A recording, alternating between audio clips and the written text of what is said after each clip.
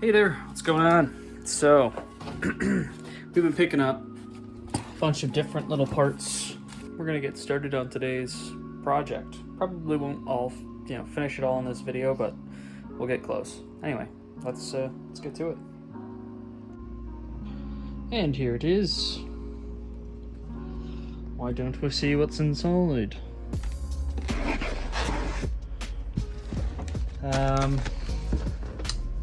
Mandarin newspaper, it looks like.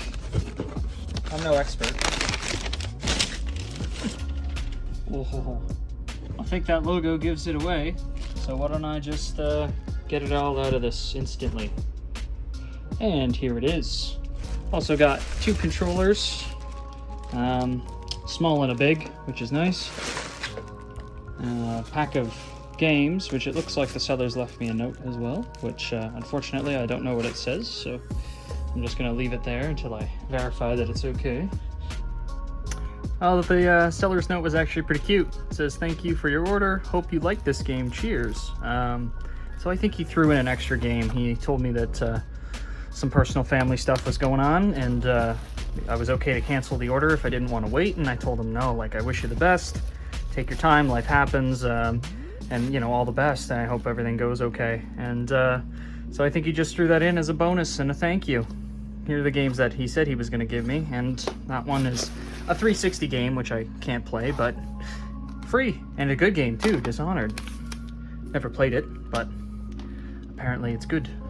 So thank you, Mr. Seller. And the original Xbox itself.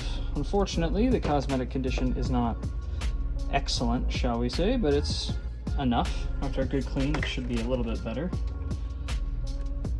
Everything looks in order with the rear ports, and this is the part that I was hoping would be a little bit better. It is, oops, sorry, wrong label. We're looking at this one here. It's a 2005 model, so this is definitely going to be a 1.6 revision motherboard, which in one way, makes things easier. In another way, not as desirable, I suppose, but either way, we can do what we want to do with this today. Very first thing we're going to do is take it apart, clean it, inspect all the equipment within, the hard drive, the thermal compound, all that stuff. Basically just do a general clean and then reassemble. So let's get started. Alright, so the very first step is going to be to remove these rubber feet. There's also a hidden screw, I believe, right there. Basically right on top of this set of numbers. And somewhere under this label as well. Right there. Right under the electric shock logo. So under these feet, right there, and right here. So I'm going to get those off. I'm going to use a little bit of hot air to make the glue loose, and I'm going to start with, let's say,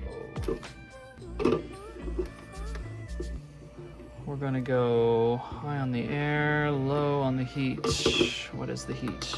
Oh, 240. Yeah, bring this all the way down to 100. That should be it.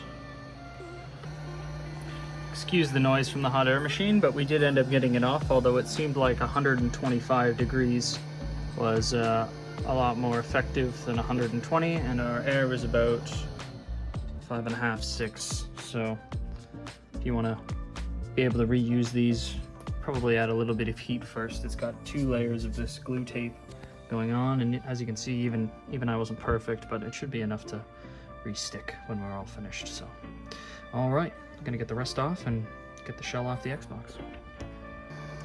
All right, all the feet are off pretty cleanly. Time to unscrew. These look like Torx 20. I'm going to verify that. Okay, just verifying, and yes, that is a Torx 20. Another little handy tip, I'm going around with a craft knife. I'm just gonna cut out the glue that's left in front of these screw holes, like so. And then I pick it out with my ED15 tweezers. So then I just go up after I've cut out the circle and I pick it out. It's quite a long screw. So they make rather squeaky noises when you take them out. that's normal, not it being unhappy, so don't be afraid and get in there. With those screws off and a gentle pull, top case comes off to reveal the hard drive, the DVD drive, and the condition of the top case and my cat. Yeah, shielding looks good. I'll have to remove this shielding in order to clean the piece without inducing rust. But we'll get to that near the end when we're ready to reassemble. The hard drive and disk drive assemblies are removed by disconnecting the 40-pin ribbon cable and the Molex power cable. There is a screw up here, in this corner, and somewhere in the middle, right there. Right there. So they're all the same, these 3 yellow screws. Once that's out, you can remove the hard drive, and I assume the DVD drive, excuse me, will follow here.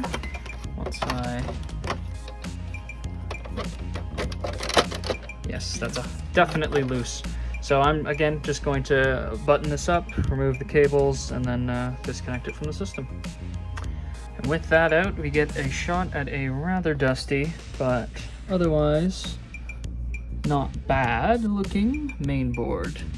Well, I'm not seeing any markings that directly indicate what revision this is, but I'm fairly confident it's a 1.6.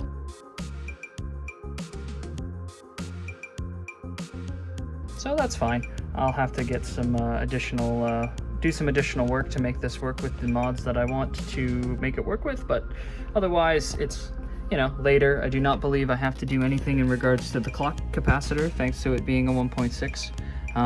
So, you know, you win some, you lose some. I believe that's it right there. C8, C3, I think that's our super capacitor. Yeah, it's 1 farad, so that's definitely it. And as you can see, doesn't seem to be leaking, seems to be in perfectly fine condition. And it's definitely a different one than is typically seen in the earlier revision Xboxes, so that's the plus. The clock capacitor is not a risk on this one, however, no debug console for hard modding, so I will have to fix that up.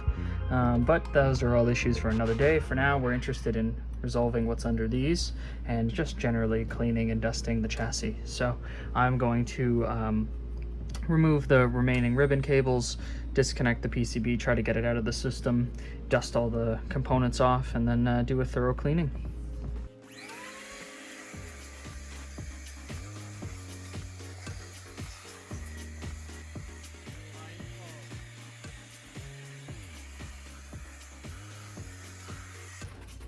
Loosen up anything that might still be sort of left in place. I try to get that fan out. Looks like there's clip legs here, and then down at the bottom of the board. Right there, right there, right there, and right there.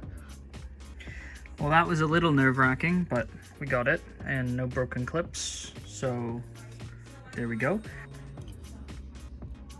Okay, so this is a Noctua 80mm, and this is the stock Xbox fan. Looks like somewhere in between a 92 and an 80. I honestly have no idea, but there's the specs on it, at least for the 1.6. It's a NIDEC, 12 volt, 0.2 amps, and appears to be just a standard ball bearing, but I could be wrong.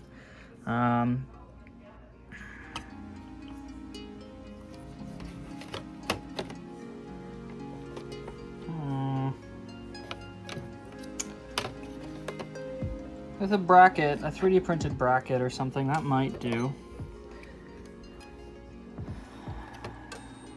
You could maybe also zip tie it through the back grate here, or maybe even use those stock Noctua pull through rubbers, something like that, if you're determined enough.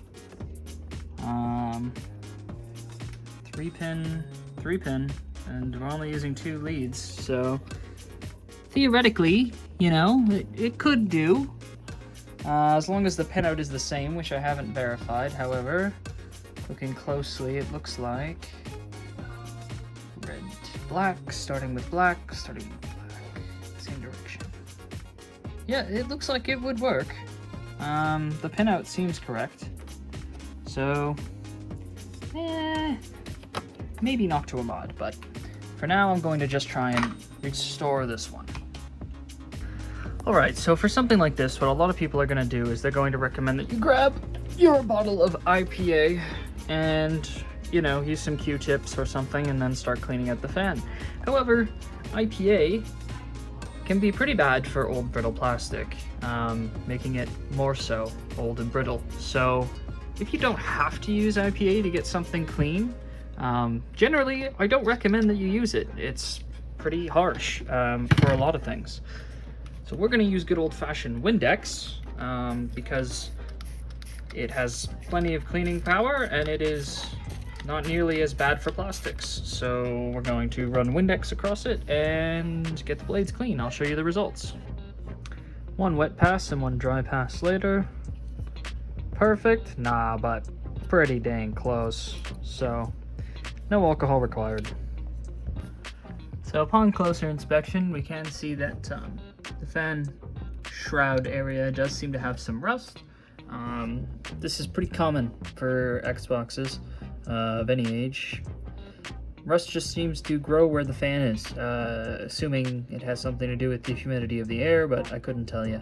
Anyway, it's superficial and not going to cause any issues, so yeah, we're going to truck right along to removing our heat sinks.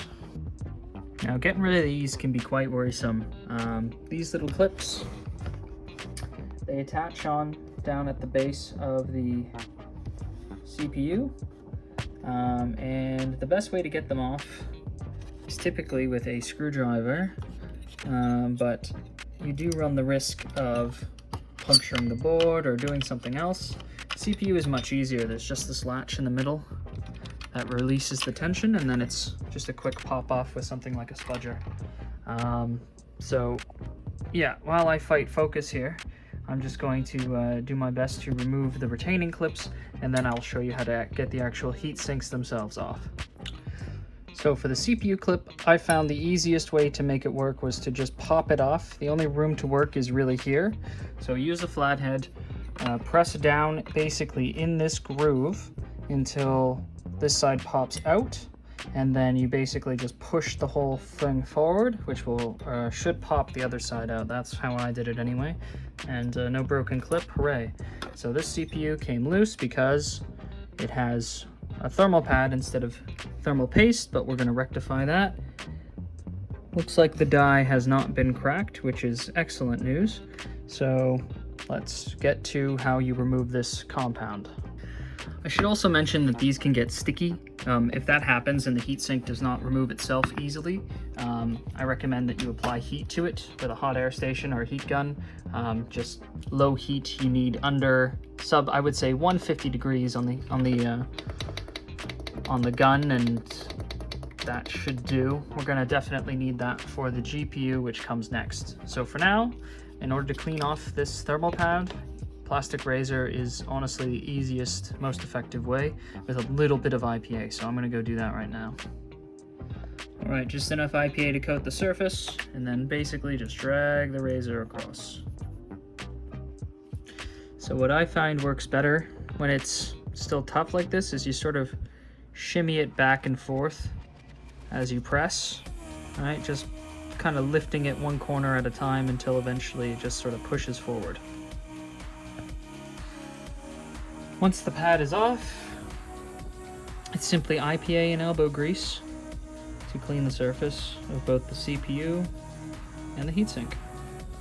Ta-da! Nice fresh white aluminum. So we have a similar job to do here.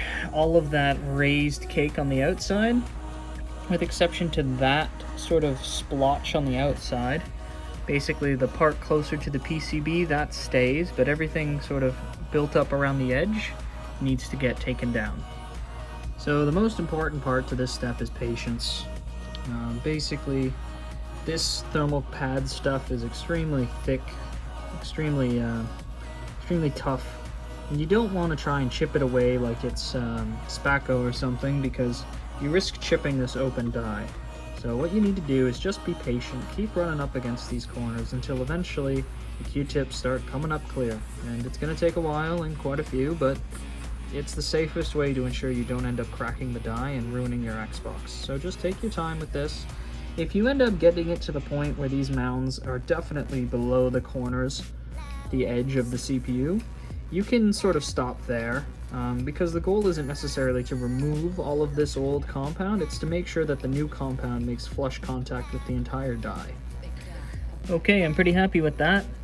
That's ready to accept new compound when the time comes, but we've got this to deal with first. So the tactic for this one is all about this circular little bar at the bottom.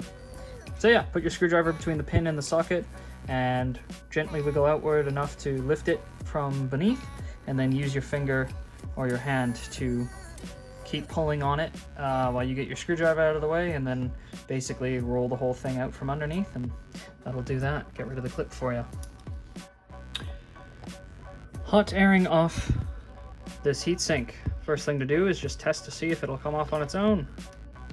It will not. That's about as much force as it should take. If you have to crack it off, that's too much.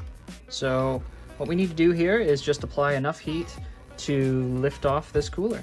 I'm gonna give it about 130 C over a long period of time and see if that works. If not, we might give it a bit of the beans.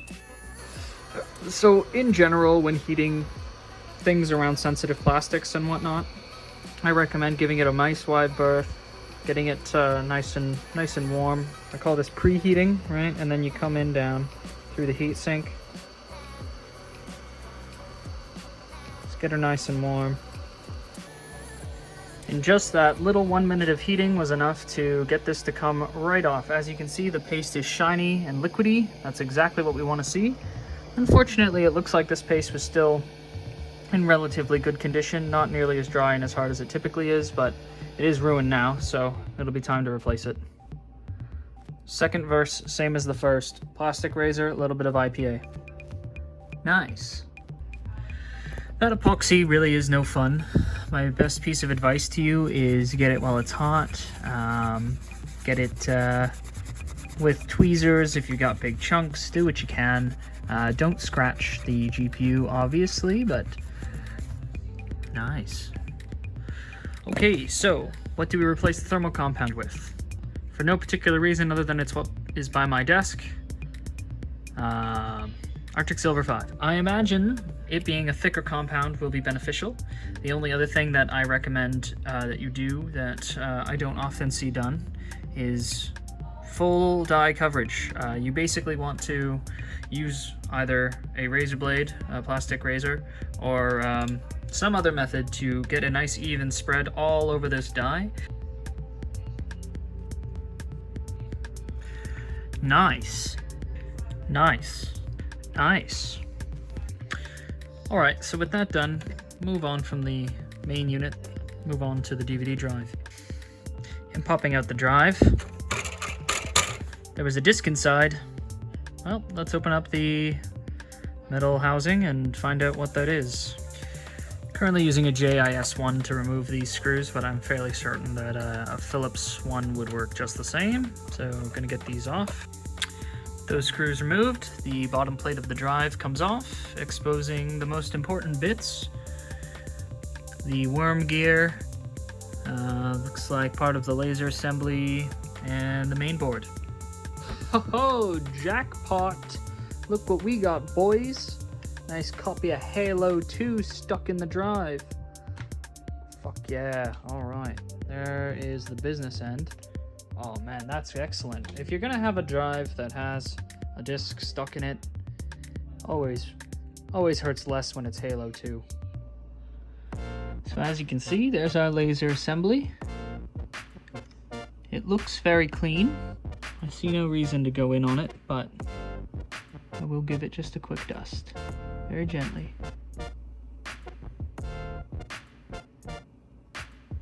Okay.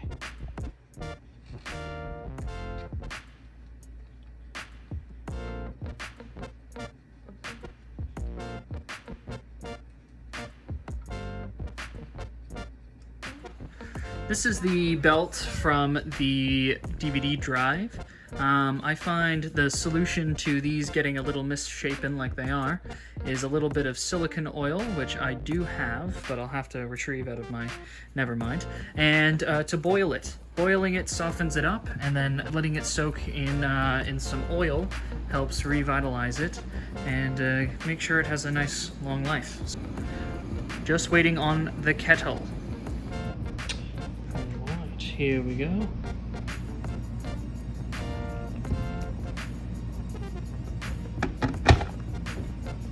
Need to grab my tweezers.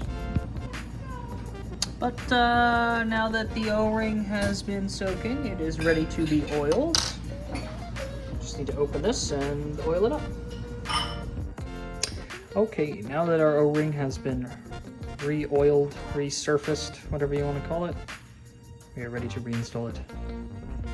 So yeah, the trick there is just try to attach to that wheel first and then bring it over to the other wheel. And that should be it. I'm not super happy with how it seems to be sitting.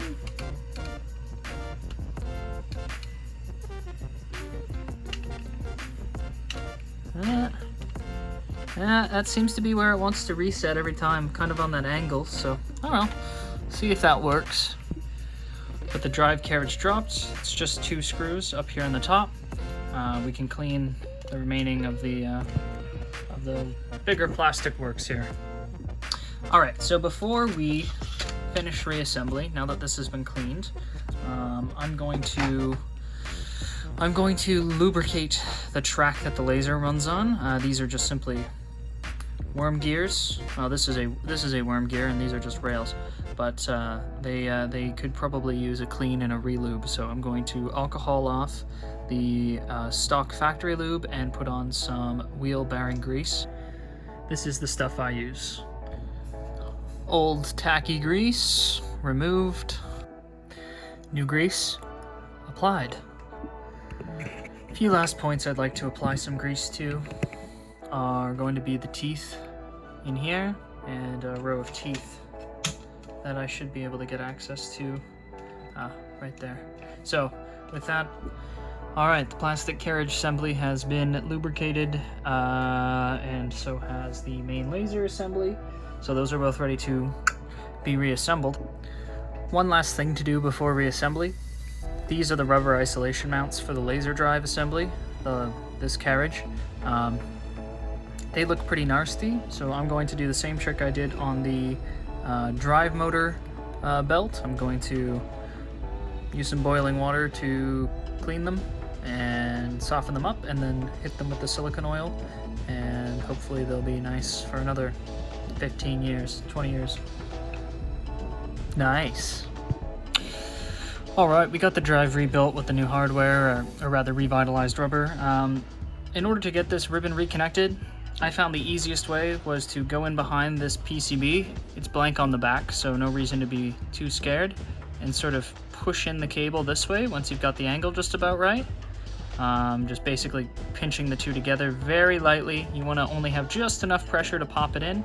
You'll pop in the left side or the right side first and then go and finish it up on the other side. But yeah, just be real careful with this because getting these ribbons back in is quite difficult.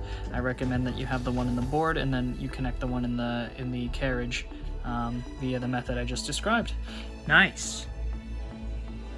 Nice. Nice. Nice. I need to disassemble it further to clean all the fine detailed plastic. I'm just going to take out all the metal shielding and scrub it down, honestly, in the bathtub. That will probably work just fine, a little bit of soap and water. All right, off I go. So the secret with these is basically you got to get in under these little metal starfish looking things with a screwdriver. I'm using a Flathead 2. Just get in there, right? Underneath, there's like a plastic cross in there. On either side of the plastic cross, you want to lift until you get these popped up, enough to get under them with some needle nose, and then use the needle nose the rest of the way, and they should just release right out. From there, you can do that for the 4 in the back and the 2 in the top, and that should release the metal shielding so you can clean out the plastic. Nice. Nice. That's it for the top cover. So now we have to remove the main board by taking out all of these Torx 10 screws, as well as the power supply here. And then from there, we should be able to remove the metal shielding, the inside wrap from the case, and then clean the bottom.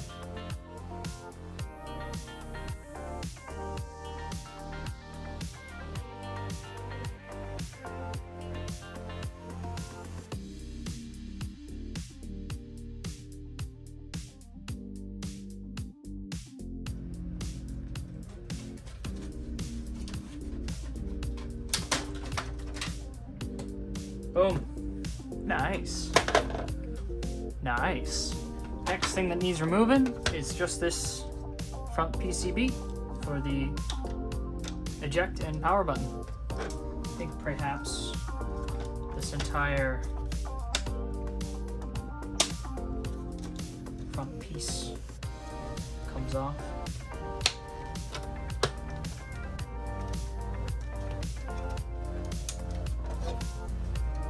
Doable.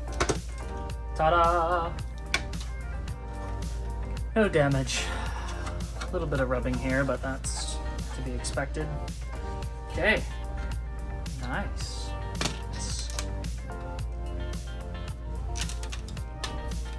Okay. Nice. Pass that clip. Yep, that's the ticket. There's the buttons, the LEDs, and the fascia. Nice. Nice. Nice.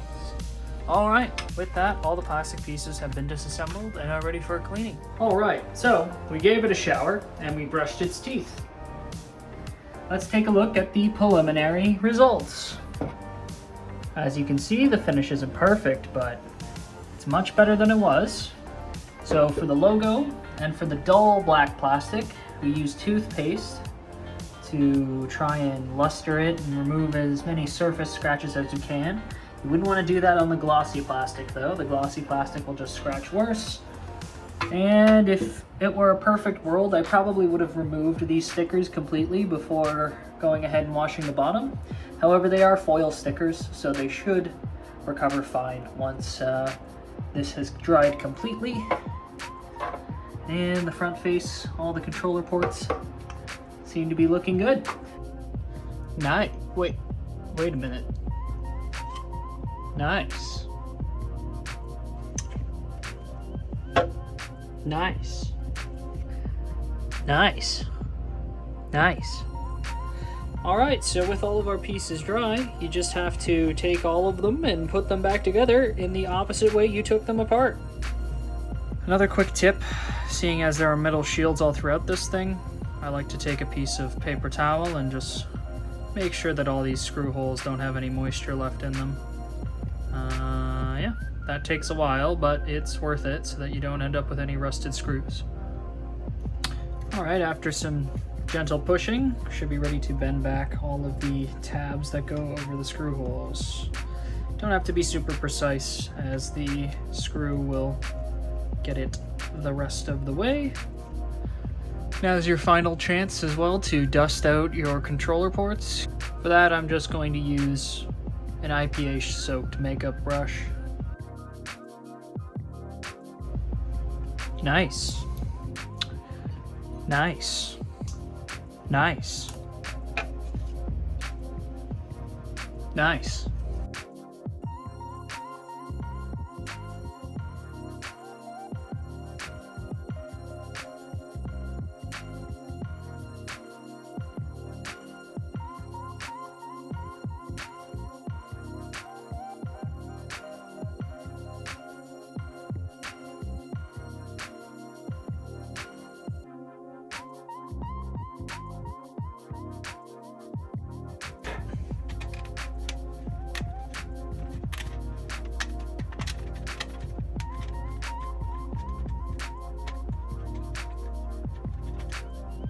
Nice. So this cable for the eject and power on button goes through the hole that is rounded. It has a rounded edge. See right there, rounded edge? That's where it goes. And it plugs into this header right underneath it. Nothing too fancy, but should help. There we go, in the carriage properly now.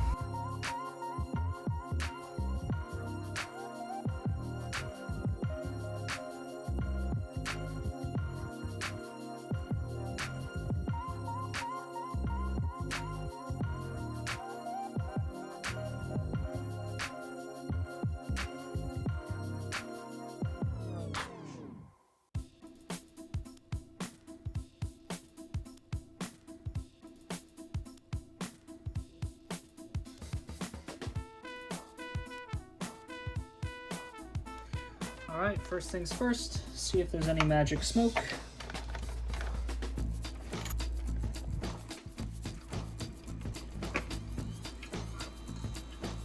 Success! Alright, we got the TV set to AV, composite cable plugged in.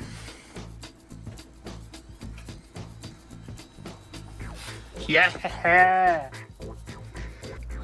Alright, that's every screw but the mains in for the Xbox, so let's turn it over, fix our labels, and button it up until the mod chip arrives.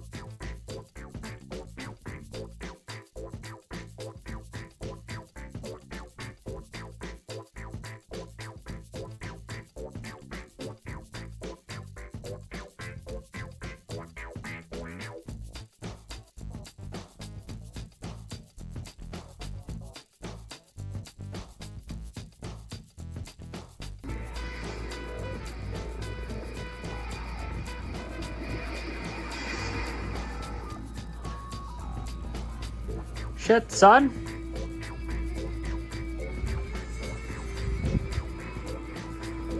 Looks like that Halo 2 works.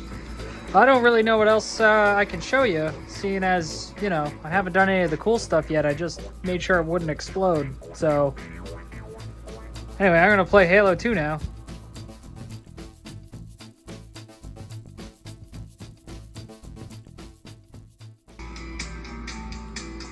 Rock on, man.